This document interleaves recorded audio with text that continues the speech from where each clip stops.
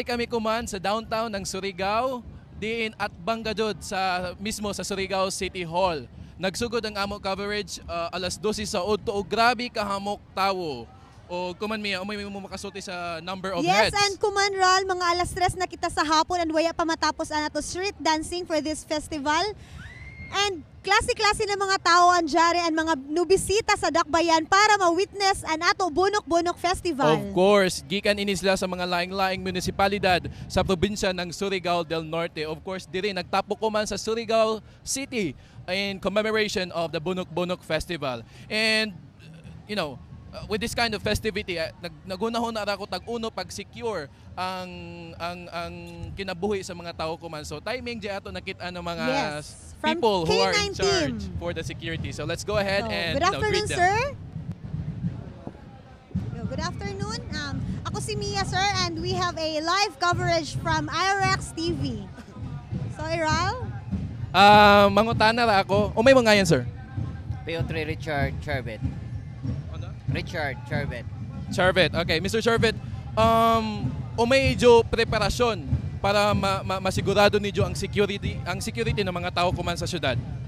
Actually, daghan kay nga mga preparasyon diri sa atong syudad sa Surigao. Unang-una, pag-dispatcher sa mga na PNP personnel, uniform personnel, ug samo ang mga technical personnel. In fact, isa ko nga gi-request by our Honorable Mayor Matugas to secure as the bomb technician of the explosive ordnance disposal. So, ug sa ba jay ato bomb sniffing dog kuman para ma-secure ang mga tao gikan sa mga posibilidad na pagplano na dautan para sa pagbomba kuman sa pesta sa Surigao?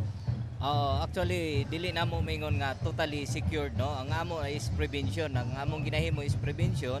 Kung nami mga maditikan, nami kuha ng mga areas, mga most possible nga mga pwede binuangan, pwede butangan o kisa ka delikado nga butang sama sa bomba. So kami ang nagakuha na kung unsay among pwede nga mahimo. I see. Well, dili man gadto laong na 100% secured ang mga tao kay way makapagtagna kung unoy mahitabo, pero salamat ka Radyaw sa inyong presensya. So Mia J mo mga pangutana diha. Yes, sir. Good afternoon. Ano natong ngayon, sir? Staff Sergeant Roger Valencia, ma'am.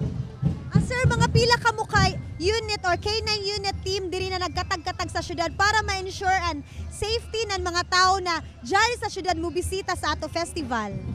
Ma'am, naay kuan unang-una ma'am kaning among K9 diri sa kuan Surigao City under ng APK9, tapos napoy isa na nabase dito sa airport kaning under ng Kaap, at saka may isa sa diri sa postal area kaning coastal area kaning Coast Guard. Balit tulo ka kuan ma'am K9 unit. Yes, sir. Thank you. And Jay ako pangutana. So far, sir, which I really hope and I really wish walay nahitabo. So far, is there any reported events na mga unfortunate? So far, sa amo nga kuan, technical works, wala man po, wala pa so far. Maradyaw. Well, amura kadto sir, salamat sa inyo pagbantay sa Dakbayan sa Surigao.